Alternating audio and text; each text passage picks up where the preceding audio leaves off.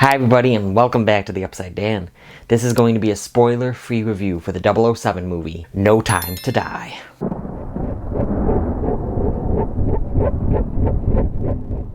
James Bond has left active service. His peace is short-lived when Felix Leiter, an old friend from the CIA, turns up asking for help, leading Bond onto the trail of a mysterious villain armed with dangerous new technology. No Time to Die is directed by Cary Fukunaga and written by Neal Purvis, Robert Wade, Phoebe Waller-Bridge, and Cary Fukunaga. It is based on the character and book series created by Ian Fleming. This film stars Daniel Craig, Rami Malek, Léa Seydoux, Ana de Armas, Lashana Lynch, Naomie Harris, Ralph Fiennes, Ben Whishaw, and Jeffrey Wright. So I was actually very excited for this. Just a little backstory though on my Bond experiences. I've only seen Dr. No before the Craig films, so Dr. No is the only non-Craig Bond film that I have seen so far, but I do plan on watching them all, and I'm very excited to. So I'm not a huge Bond fan. I do like Bond, I do love the character. I really enjoy the movies, for the most part. Really enjoy Casino Royale, and especially Skyfall. I think Skyfall is my favorite Bond film, that I've seen so far. Before No Time to Die, I would say. Because I'm not sure where No Time to Die would rank. I got to go to an early IMAX screening at Regal for No Time to Die, and I've been excited for this one. It's been obviously delayed, like a lot of movies have been delayed, constantly. It kept getting delayed, and the hype kind of, got lost, then came back, then got lost, then came back, like I said, like a lot of movies this year and last year. The hype got back, though, for me, and I was really excited to see this final chapter in the Craig era. So I think Daniel Craig does a great job in this role, and it's no different here. He puts on a great performance as this charismatic, this confident, this suave character that we have all grown to know and love over the past 60 plus years. Next year is the 60th anniversary of Dr. No, so it's been very, it's been a journey for a lot of people. A lot of really hardcore Bond fans have, enjoyed this journey more than I have, but I really enjoyed No Time to Die. I think it's a good action film, a good Bond film. As far as I know, like I said, I'm not big into the Bond franchise. I thought it was a very well-made film. The directing was really good, and some of the shots just look absolutely great. The cinematography here, and in most Bond films, this was very well shot. Very well directed and shot. There is a scene with Ana de Armas that I don't know why this popped out to me the most. Well, not the most, there's a few others, but she is on the ground with the camera looking down from up, and she does some action stuff on the ground, spinning and stuff. And I thought that was a really cool shot and a really cool scene. But yeah, no, the cast here is great. Naomie Harris in the Bond franchise, I'm almost surprised that's the same person that was in Venom 2. She was not good in Venom 2, I'm sorry. But she is, she is a solid actress though. And she's not in the Bond franchise that much, but she is like a character throughout it. She's a main-ish character, she has enough to do.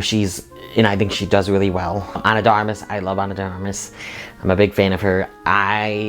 You don't get much of her in this. Don't expect to go in to see her that much. The scenes that she does have are really cool, and she does a really good job with them. I was impressed by Lashana Lynch. I wish that her character got more to do. I feel like she didn't get that much character development, or if she did, it was like almost out of nowhere at times. I thought she was very good in the role. Jeffrey Wright's always really good.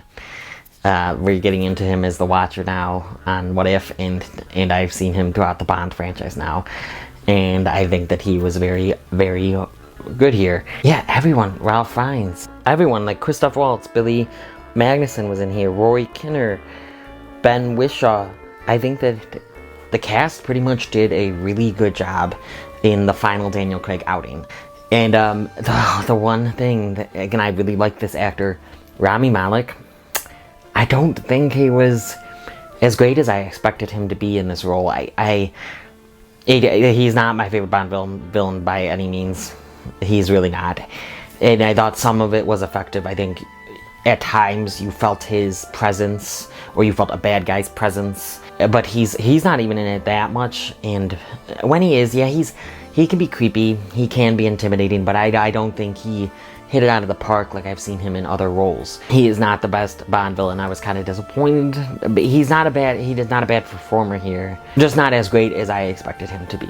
And I wish that he got more, and I wished that he did more with it to make this final outing for Daniel Craig, you know, more worth it with the even better villain. And of course, I'm going to get more into this in my spoiler review. All this in my spoiler review, but there's some things in this movie that I did not really like. Léa Seydoux, I thought she did good. Don't get me wrong, I think she's a pretty good actress. I don't know, I did not feel the love between her and Bond as much as I felt, you know, Vesper in Casino Royale. I thought they had really great chemistry, and I felt their character development more. I will get more into the character beats and the story beats that I didn't like in my spoiler review. I really enjoyed the action here. I thought it was very well helmed, very well directed, very well shot. There's even a cool one-shot, which I thought Fukunaga did a really good job with that. But yeah, no, the action, and this is an example of a PG-13 movie that does violence right, and doesn't show it all, but you know what's happening, or it does show a few things. Like Venom 2, it just didn't show enough, especially by Carnage, to really make it that effective, but this was pretty effective. Also, this was a pretty funny one. I think this is the funniest Bond film I've seen. I really liked the quips and the puns and the one-liners. It felt very Bond, of what I know about Bond, and the gadgets as well. You know, there's some cool gadgets here, and yeah, there's a few really funny lines that are like puns that I really enjoyed. I thought Daniel Craig did them, and whoever performed the lines did really well with that. So I will say that this runtime is felt for me, at least. I don't know if it'll be felt for everyone, but some of it is felt, especially in the middle. So the second act slows down. I mean, there's action here and there, there's intrigue here and there's suspense here and there, but I thought that it slowed down a little too much. But I still wasn't like, oh my god, when this end. I didn't think it dragged too much, but I did think the runtime was felt.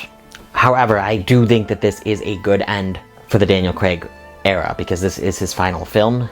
I do think that they ended it pretty well, in my opinion. I thought that they did a really good job with the conclusion to the Daniel Craig saga. And I think that a lot of people are going to have fun with it. At least people like me that aren't huge into Bond but do love him.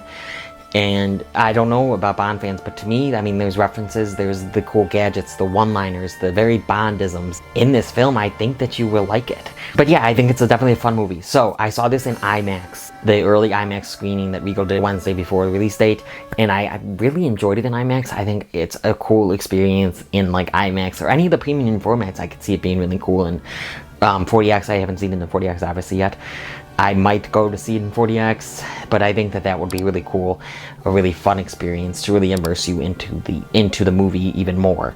But yeah, no, it was really cool seeing it on an IMAX screen. What would I give No Time to Die? No Time to Die gets a 8.5 out of 10 from me.